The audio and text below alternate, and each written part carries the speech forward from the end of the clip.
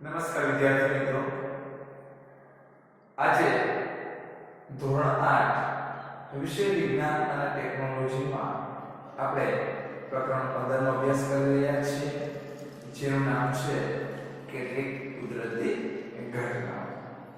એનો આપણે છેલ્લે વીજળી જે ઘટના છે, કુદરતી આપત્તિ છે, એની ચર્ચા કરી ચૂક્યા છીએ અને સાથે સાથે ભાગ 4 ની અંદર આપણે એક બીજી જ ઘટના વિશે પણ થોડી ઘણી માહિતી મેળવેલી હતી કે ભૂકંપની વાત કરતા હતા કે ભૂકંપ કેમ થાય છે, એની આપણે વ્યાખ્યાની પણ ચર્ચા કરી હતી. તો વિદ્યાર્થી મિત્રો, એક આ વિડિયોની શરૂઆત કરતા પહેલા જે વિડિયો આ નિહાળી રહ્યા છે એમને આ પ્રશ્નનો જવાબ કોમેન્ટ દ્વારા આપવાનો રહેશે. ચાલો, પહેલો પ્રશ્ન: ભારતમાં સૌથી મોટો ભૂકંપ કયા સ્થળે આવ્યો હતો? ભારતમાં સૌથી મોટો ભૂકંપ કયા સ્થળે આવ્યો હતો? આનો જવાબ નીચે તમે મને કોમેન્ટ બોક્સમાં જણાવી શકો છો. અને બીજો પ્રશ્ન: ગુજરાતની અંદર સૌથી મોટો ભૂકંપ ક્યાં અને કયા સ્થળે આવ્યો હતો? એ પણ મેં તમને સમજાવ્યું હતું. તો આ બે પ્રશ્નોના જવાબ જે વિદ્યાર્થી મિત્રો આપણા વિડિયો જોઈ રહ્યા છે એમને નમ્ર વિનંતી છે કે આ જે વિડિયો, કદાચ આનો આગળનો વિડિયો તમે જોયો હશે તો 100% તમને આ વિડિયોના જવાબનો જે મેં પ્રશ્ન પૂછ્યા એનો જવાબ ચોક્કસ આવશે. તો વિડિયો ન જોયો હોય આગળનો તો ભાગ 4 જોઈ લો, ત્યારબાદ તમે વિડિયો શરૂઆત કરો એટલે તમને જવાબ મળી જશે. ભારત અને ગુજરાતના પ્રશ્ન પૂછ્યા. ચાલો, હવે આપણે વાત કરીએ ભૂકંપ વિશે. થોડું ઊંડાણપૂર્વક એના વિશેનો અભ્યાસ કરીએ. ચાલો,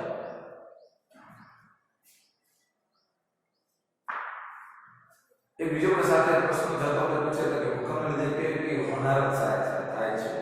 તો કે ભૂકંપના કારણે પૂર આવે છે, સુનામી આવે છે, ભૂસ્ખલન પણ આવે છે. એ પણ આપણે છેલ્લી વિડિયોમાં ચર્ચા કરી ચૂક્યા છીએ. હવે આપણે વાત કરીએ કે ભૂકંપ શાથી થાય છે.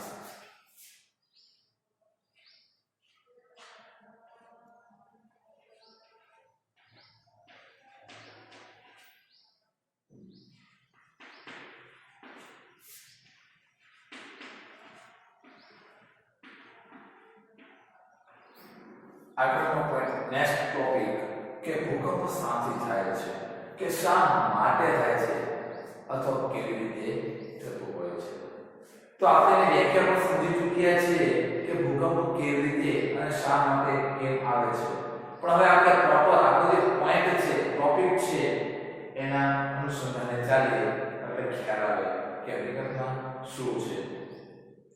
તો કે પ્રાચીન સમયમાં લોકોને ભૂકંપના સાચા કારણે ખબર જ નહોતી.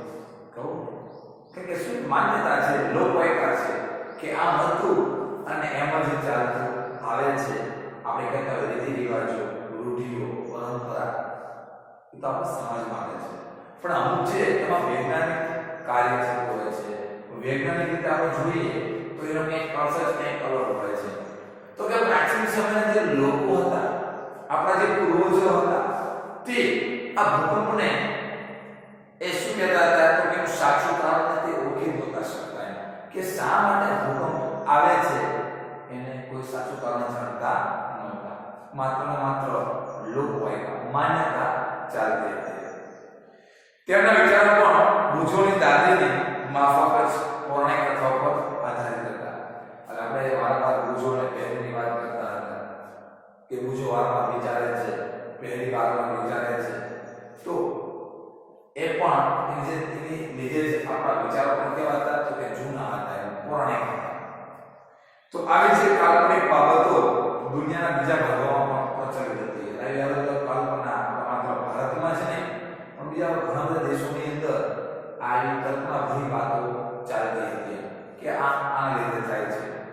તો હવે આપણે જાણીએ છીએ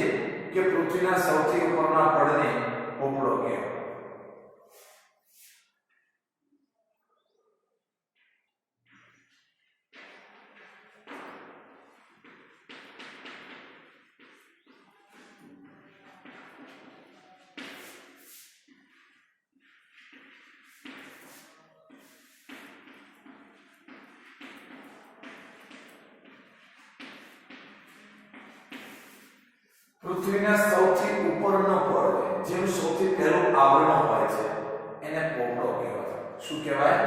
પોપડો કહેવાય. અને જે એ બહારનું સ્તર છે એ કોઈ સળંગ નથી. શું છે? સળંગ નથી. જો શું કહે છે?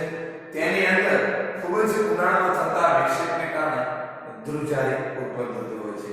આ વિક્ષેપણ શું થાય છે? તો અંદરથી કેવો અંદર વિઘટન એટલે કે અંદરથી કંઈક છૂટું પડે છે. તો એના કારણે વિક્ષેપ ઉત્પન્ન થાય છે અને વિક્ષેપ ઉત્પન્ન થવાને કારણે જે ધરતી છે એ જમીન છે ને ધ્રુજે છે અને આપણે શું કહીએ છીએ? ભૂકંપ. ચાલો, પૃથ્વીનું સૌથી બહારનું સ્તર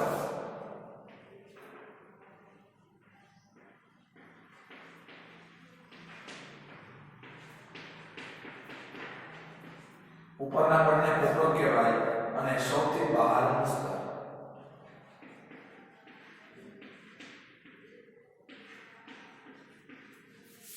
એ સળંગ નથી. સળંગ એટલે કે સરખું નથી, આમ કે સીધી સીધી સપાટ જોડાયેલું છે. જોડાયેલું નથી એટલે કે સળંગ નથી. તો કેવું છે? તો તે ટુકડાઓમાં વિભાજિત છે.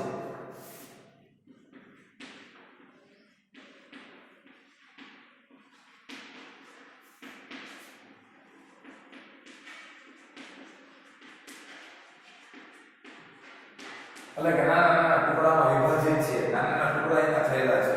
તો એ જે નાના જે ટુકડા થયેલા છે ને એને પ્લેટ કહેવાય. શું કહેવાય? પ્લેટ. તે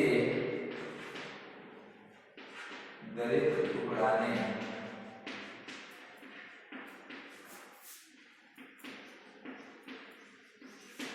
પ્લેટ કહે છે.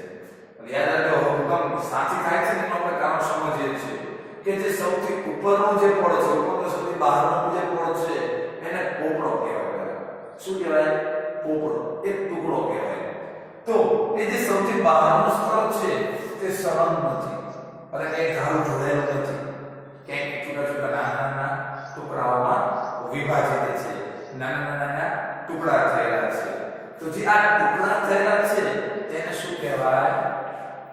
પ્લેટ કહેવાય. શું કહેવાય? પ્લેટ કહેવાય. ભાષામાં એને તકતી પણ કહેવાય. શું કહેવાય? તકતી પણ કહેવાય છે. અને આજે છે એ સતત ને સતત શું હોય છે? ગતિમાં હોય છે. પ્લેટ એ ગતિમાં હોય અને એ સતત હલનચલન થતું હોય અને હલનચલન થવાને કારણે એ પ્લેટ છે એકબીજા સાથે ઘસાય છે. શું થાય છે? ઘસાય છે. અને એ અથડાવાથી શું થતું હોય છે? તો કે એમાં વિક્ષેપ ઉત્પન્ન થાય છે. શું થાય? જો શું વાત છે તો કે જોઈએ પોઈન્ટ વાઇઝ આપણે જઈએ.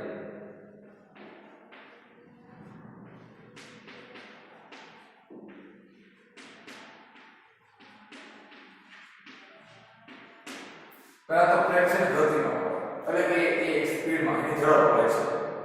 સમજણ પડે? એનું હલનચલન થતું હોય તે ગતિમાં હોવાથી તે એકબીજા સાથે ઘસાય છે. તેથી પ્લેટ એક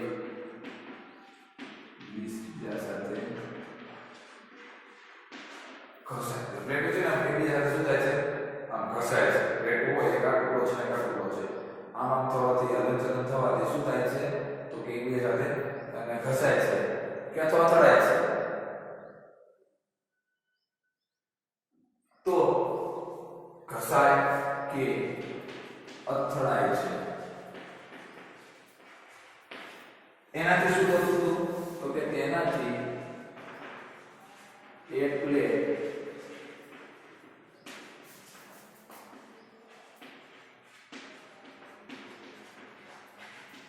બીજી પ્લેટ નીચે જાય છે અને બીજા પ્લેટ નીચે જવાથી તેમાં શું થાય છે? તો કે પૃથ્વીના પોપડામાં વિક્ષેપ ઉત્પન્ન થાય છે. શું થાય છે?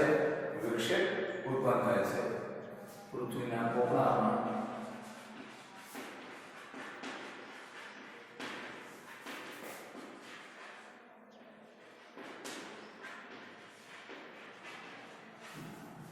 વિક્ષેપ ઉત્પન્ન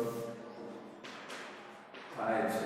લો સમજો કે પૃથ્વીનું જે બહારનું સ્તર છે એ પેલા તો સળંગ નથી, એ નાના નાના ટુકડામાં વિભાજિત થયેલું છે અને નાના નાના જે ટુકડા છે ને એ દરેક ટુકડાને શું કહેવાય તો કે પ્લેટ કહેવાય. આ જે પ્લેટોને હંમેશા ગતિમાં હોય છે અને ગતિમાં હોવાને કારણે એ જે પ્લેટ છે એ બે એકદમ ઘસાય છે, અથડાય છે અને અથડાવાના કારણે એક પ્લેટ આ બે પ્લેટ ઉપર અથવા નીચે એટલે કે આ પ્લેટ નીચે જતી રહે અથવા આ પ્લેટ છે યાને નીચે જતી રહે, તો એમ એકની જે પ્લેટો છે એકબીજાની નીચે જાય છે અને નીચે જવાથી કારણે જે પૃથ્વીનો પોપડો છે બહારની ફરતે પડતી સ્તર એમાં એનો વિક્ષેપ ઉત્પન્ન થાય છે અને વિક્ષેપ ઉત્પન્ન થવાને કારણે આપણને શું સર્જાય છે? ભૂકંપ સર્જાતો હોય છે. તમે બાળકો તમે સૌપ્રથમ જોઈ શકો છો કે આપણે પૃથ્વીની નીચે ભાગ આપ્યો છે કાગળ, એમાં પૃથ્વીનું ઉપરનું સ્તર, બહારનું સ્તર, ઉપલું પડ, પોપડો કે આવ દરેક વસ્તુ ચિત્રમાં આપણને સરસ રીતે દર્શાવેલું છે. આગળ ભૂકંપ થઈ શકે તેવા સૌથી જે નબળા જે ઝોન છે એને શું કહેવાય તો કે સિસ્મિક અથવા ફોલ્ટ પણ કહેવાય. અને બાળકો કદાચ આપણે ઉપર સાંભળ્યું હશે જ્વાળામુખી અથવા તમે ઉપર સાંભળ્યું હોય કે કોઈ જગ્યાએ અણુ બોમ્બનું પરીક્ષણ ચાલતું હોય, પરમાણુ બોમ્બ ફોડતા હોય અને એનો ટેસ્ટ કરતા હોય કે આ બોમ્બ ફોડું જમીનની અંદર તો એની ક્ષમતા કેટલી છે, કેટલું નુકસાન કરી શકે, એવા કોઈ પણ દેશ હોય એ આવું કરતા હોય છે. અને એના આધારે એક આપણા ભારતની અંદર હિન્દી ફિલ્મ છે જેનું નામ છે પોખરણ, એ આપણા રાજસ્થાનની અંદર આવેલું સ્થળ છે પોખરણનું રણ. ત્યાં પોખરણની અંદર આ રણની અંદર અણુ બોમ્બનું એક ઓપરેશન ભારત સફળતાપૂર્વક કર્યું.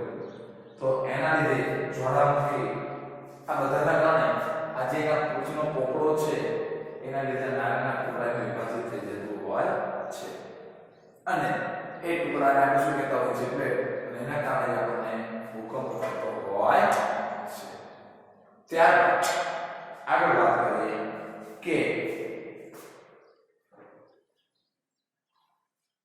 જે નબળા વિસ્તારો છે, સૌથી નબળા વિસ્તાર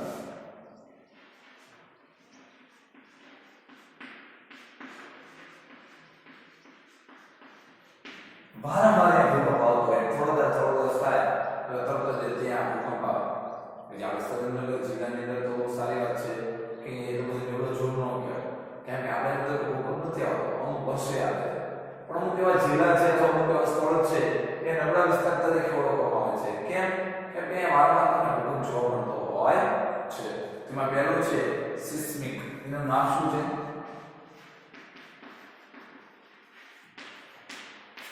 સિસ્મિક અથવા ફોલ્ટ ઝોન. શું કહેવાય એને?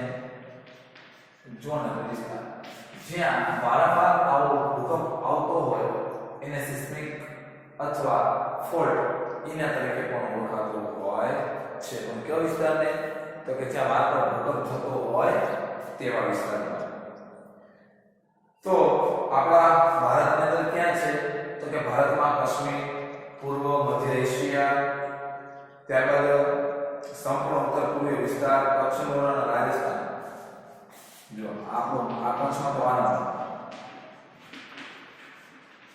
રાજસ્થાન, જમ્મુ કાશ્મીર,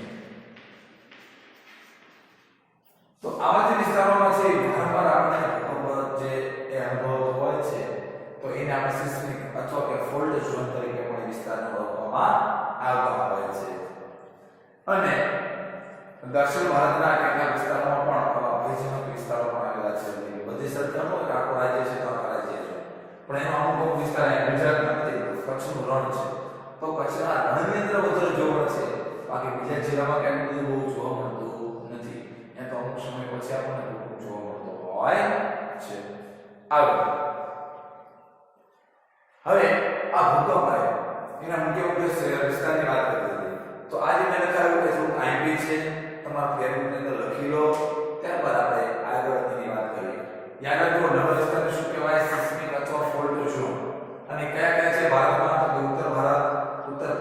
વિસ્તાર, કચ્છનું રણ, રાજસ્થાન, જમ્મુ કાશ્મીર અને દક્ષિણના કેટલાક ભાગની અંદર પણ આવા નબળા વિસ્તારો આવેલા છે, જેને આપણે સિસ્મિક કે ફોલ્ટ ઝોન તરીકે ઓળખવામાં આવે છે. ચાલો સૌપ્રથમ તમે લખી લો, ત્યાર પછી આપણે થોડું ભૂકંપ વિશેની વાત આગળ કરીએ.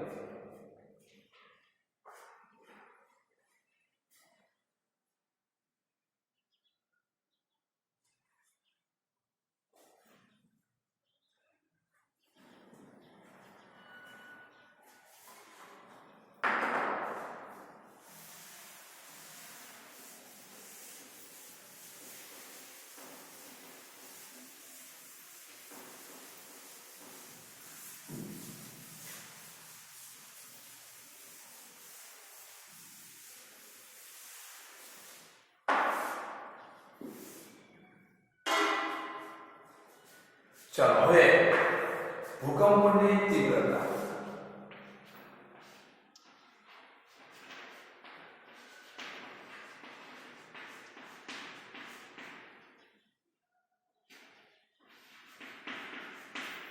હવે આપણે બોલતા હોય કે 7.1 નો ભૂકંપ આવ્યો, 2.1 નો ભૂકંપ આવ્યો, 5.8 નો ભૂકંપ આવ્યો. તો એ ભૂકંપ આવ્યો શું છે? તો કે તીવ્રતા. એના મૂલ્યને માપવા પર દેખાડતા એકમને રેક્ટર સ્કેલ કહેવાય. પણ આપણે પહેલા લખવાનું કે ભૂકંપને માપવા માટે કે ભાઈ કેટલી તીવ્રતાનો ભૂકંપ છે તેના સાધનને રિએક્ટર સ્કેલ કહેવાય.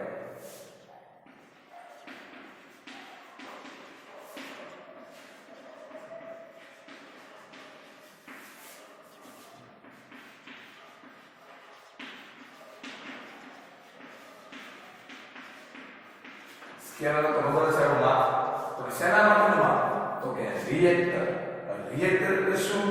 તો કે જે આપણને ભૂકંપ કેટલો તીવ્ર છે, આ ભૂકંપ કેટલું બધું આપણને નુકસાનકારક છે, તો એના માટે જે માપવાનું જે સાધન છે એને રિએક્ટર સ્કેલ કહેવાય. રોજ આની જે એક માસ માટે માપવો પૂછાય કે ભૂકંપ માપવા માટેના સાધનને શું કહેવાય?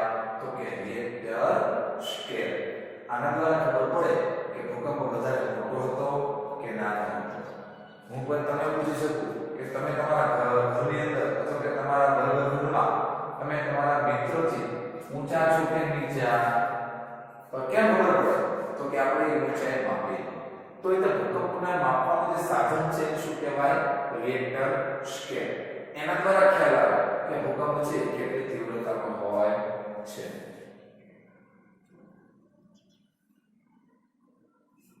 અને જેની તીવ્રતા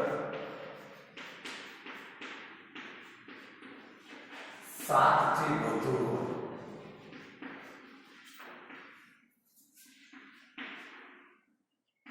વિનાશક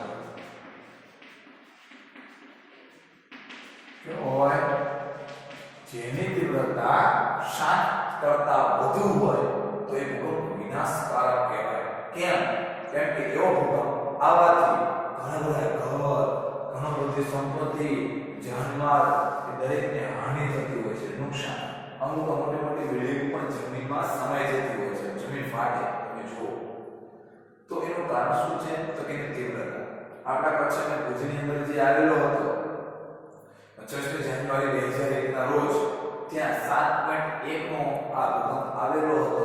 તો એ ઘણો બધો વિનાશકારક હોય અને હતો પણ ખરો. ઘણા બધાના ઘર પડી ગયા હતા, 2 ઘર થઈ ગયા હતા. તો એ ભૂકંપની જ્યારે તીવ્રતા 7 મીટર કરતા વધુ હોય તો એ વિનાશકારક ભૂકંપ છે એવું આપણે કહી શકાય. આમાં તેમ કહે છે કે ભુજ અને કચ્છની અંદર એની જે તીવ્રતા છે 7.5 કરતા વધુ હતી. એટલા માટે ઇતિહાસની અંદર કચ્છ એટલે કે ભુજ અને ઉત્તર ભારતનું કાશ્મીર આ બંને જગ્યાએ એને આપણે સૌથી મોટા ભૂકંપ ગણવામાં આવે છે. ચાલો હવે આપણે એના રક્ષણ માટે શું કરવું જોઈએ? મારે ભૂકંપ હોય તેનાથી મારા રક્ષણથી બચવા માટે શું કરવું જોઈએ? તો આપણે હમણાં જ આગળના પાઠમાં જોયું હતું કે વીજળી હતી, તો કે વીજળીની અંદર આપણે બચવા માટે ખુલ્લા મેદાનમાં ન જવું જોઈએ. ત્યાં આપણે ઘર જેવું, ઇમારત જેવું સ્થળ સલામત બધું આની અંદર થોડું ઉલટું છે. અહીંયા આપણે ભૂકંપ જેવું લાગે, થોડું અનુભવાય તો ઘરની અંદરથી તરત જ દોડીને કોઈ ખુલ્લા મેદાનમાં જતું રહેવું, જેથી કરી આપણને કોઈ નુકસાન થાય નહીં. અથવા જો અચાનક આપણા શાળાની અંદર હોય અને ભૂકંપ જેવું આપણને અનુભવ થાય, ભૂકંપ આવે, તો તમે તમારી જે બેન્ચીસની પાટલી છે, પાટલીની નીચે બેસી જવાય. અથવા સૌથી બેસ્ટ ઉપાય, કોઈ પણ દિવાલના જ્યાં ખૂણો જ આવે, ખૂણો, અહીંયા ખૂણા પાસે તમે અંદર ઊભા રહો ખૂણાની, તો પણ તમે ભૂકંપથી આવો મકાન પડી જતા હોય તો એનાથી તમે બચી શકાય છે. અને જે આ સિસ્મિક ઝોન છે, ફોલ્ટ ઝોન છે, તો એવા વિસ્તારના લોકોએ પોતાની ચેતવણી આયોજન કરીને ચાલવું જોઈએ.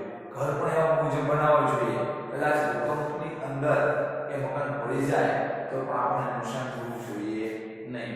તો ઘર પણ એવા એક અલગ અલગ પેટર્નના બનાવવા જોઈએ. નહીંતર પાકામાં આપણે બનાવીએ તો એ ઘર આપણે ભૂકંપની અંદર પડી જાય તો આપણને ઘણું બધું નુકસાન થતું હોય છે. આગળ,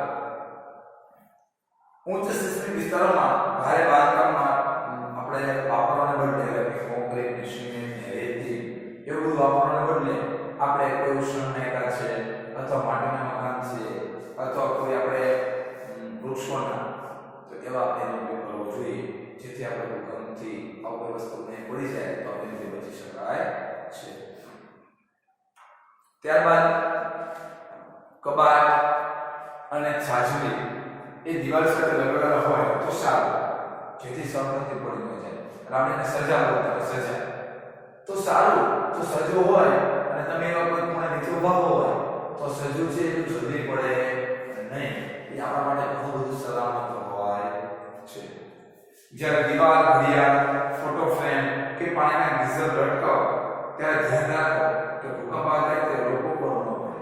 એટલે તમારા ઘરે કોઈ ઘડિયાળ છે, કોઈ ગીઝરને મૂકો છો તો તમે એને એવી જગ્યાએ મૂકો કે કોઈ લોકો તમારા ઘરે મહેમાન હોય તો તમે પણ હોય ખુદ, તો ભૂકંપના કારણે તમારે પણ પડવું જોઈએ નહીં. ભલે નીચે પડી જશે, કોઈ તૂટી જશે, પણ એ આપણા પર ન પડવું જોઈએ, ત્યારે આપણને ઘણું બધું નુકસાન કરે છે. કેટલીક ઇમારતો એ ભૂકંપ સમયે આગ લાગે છે, માટે જરૂરી છે કે બધી જ ઇમારત એ ઊંચી ઇમારતોના અગ્નિશામકો ચાલુ સ્થિતિમાં જોઈએ. તમે બધાને ખબર છે કે અત્યારે આપણી શાળા હોય, હોસ્પિટલ હોય, કેવા કર્મચારી જે સરકારી કર્મચારી છે, તો એવા જે ઓફિસોની અંદર પણ, સ્કૂલોની અંદર પણ એ અત્યારે આપણે ફાયર બ્રિગેડ એવું પણ બહુ જ સેફ્ટી ભર્યું એ સરકારે ગાઈડન્સ કર્યું છે કે મૂકવો. કેમ કે અચાનક કોઈ શાળાની અંદર શોર્ટ સર્કિટ દ્વારા આગ લાગે તો અંદર બાળકોનું જે ભવિષ્ય છે, જે બાળકનું ભવિષ્ય બની રહ્યું છે, એને ઘણી બધી નુકસાની વેઠવી પડતી હોય છે. એના કારણે ઘણા બાળકોનું મૃત્યુ પણ થાય. એટલા માટે ફાયર બ્રિગેડની વ્યવસ્થા દરેક સ્કૂલની અંદર કરવામાં આવી છે અને એ પણ બહુ સારો નિર્ણય છે. કેન્દ્રીય ઇમારત સંશોધન કેન્દ્ર એ રૂરકીમાં ભૂકંપ અવરોધક ઇમારતો કઈ રીતે તૈયાર કરવામાં આવે છે એની પણ કાર્યો કરે છે કે ઇમારતો કઈ બનાવે છે. અને ગુજરાતની અંદર ભૂકંપ પર સંશોધન કરતી સંસ્થા છે ISR.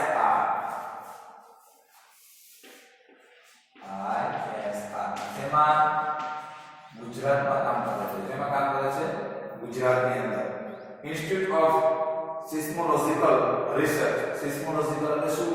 તો કે એ ભૂકંપને માપવા માટેનું એક ભણતર શિક્ષણ છે, એને આપણે ગુજરાતની અંદર ગાંધીનગર ખાતે છે. ક્યાં છે? ગુજરાતનું ગાંધીનગર. ભૂકંપ થવાની ઘટનામાં તમારી જાતને બચાવવા માટે કયા કયા પગલાં ભરવા જોઈએ, તો એ પગલાંની પણ વાત કરીએ આપણે કે આપણે આપણી જાતને બચાવવા માટે કેવા પગલાં ભરી શકાય. તો જો તમે તમારા ઘરે હોય અને ભૂકંપ આવે તો શું કરો? તો ટેબલ નીચે આશ્રય લો અને જ્યાં સુધી ધ્રુજારી બંધ ન થાય ત્યાં સુધી ત્યાં જો. એટલે તમે તમારા ઘરે હો અને અચાનક ભૂકંપ આવે તો કોઈ ચિંતા કે ગભરાવાની જરૂર નથી. તમારા ઘરે કોઈ ટેબલ હોય એ ટેબલની નીચે જતા અને ત્યાં સુધી નીચે રહો કે જ્યાં સુધી ધ્રુજવાનું બંધ ન થાય ત્યાં સુધી. તમારી પર પડી શકે તેવી ઊંચી અને ભારે વસ્તુઓથી દૂર રહો. હવે કોઈ સમજો કે આ વસ્તુ પર પડી જાય એવી છે, એ ભારે વસ્તુ છે, તો એનાથી તમે દૂર રહો. એની નજીક પણ ઊભું રહેવાય પણ નહીં. અને જો તમે પથારીમાં જ હોય તો ઊભા ન થાવ. તકિયાથી માથાનું રક્ષણ કરો. કદાચ તમે સૂતા છો, અચાનક ભૂકંપ આવવા લાગ્યો તો તમે ઊભા થઈને દોડાદોડી ન કરો. શાંતિથી સૂઈ રહો. પણ તમારા જે ઘરે ઓશિકા છે, તકિયા છે, એ તમારા શરીર પર તમે તેને ઢાંકી દો, ખાસ કરીને મસ્તક, જેથી કરીને કોઈ વસ્તુ તમારા ઉપર પડે તો એ મગજને કોઈ વધારે નુકસાન ન થાય. એના માટે શરીરને બચાવવું જોઈએ. અને હવે જો તમે ઘરની બહાર હો તો શું પગલાં ભરવા જોઈએ? તો કે ઇમારતો, વૃક્ષો તથા ઉપરથી પસાર થતી વિદ્યુતની લાઈનોથી દૂર રહેવું જોઈએ, ખુલ્લું રહેવું જોઈએ. અને જમીન પર બેસી જવું. મોટા ખુલ્લા મેદાનમાં જતું રહેવું. પણ ત્યાં પણ કોઈ વૃક્ષ નથી, કોઈ થાંભલો પડી આવ્યો છે, ત્યાં જવું જોઈએ નહીં. જો તમે મોટર કે બસમાં હોય તો બહાર ન આવો. ગાડી બેસી લો. અહીંયા તમારે કઈ ગાડીની જરૂર નથી. અને વાહન ચાલકને ધીમે ધીમે ખુલ્લા સ્થળ સુધી ચલાવવાનું કહો. હવે તમે જો બસ ડ્રાઈવરને કહો કે તમે ખુલ્લા મેદાનમાં લઈ જાઓ. અહીંયા તો થાંભલો છે, વૃક્ષ છે, કે આ બિલ્ડિંગ પડી ગઈ છે, અને આ નીચે ન રાખો, તમે ખુલ્લા મેદાનમાં લઈ જાઓ. અને જ્યાં સુધી ગુજારી ન અટકે ત્યાં સુધી તમારે અહીંથી બહાર નીકળવાનું નથી. ત્યાં સુધી તમારે ત્યાં જ રહેવાનું છે. તો બાળકો, આજે આપણે અહીંયા આ પાઠ પૂર્ણ કરીએ છીએ. આગળના જે વિડિયો છે એની અંદર આપણે આગળનો પાઠ, એ પાઠ નંબર 16 ની ચર્ચા કરશું. તો વિદ્યાર્થી મિત્રો, અહીં સુધી રાખીએ છીએ. જય હિન્દ, જય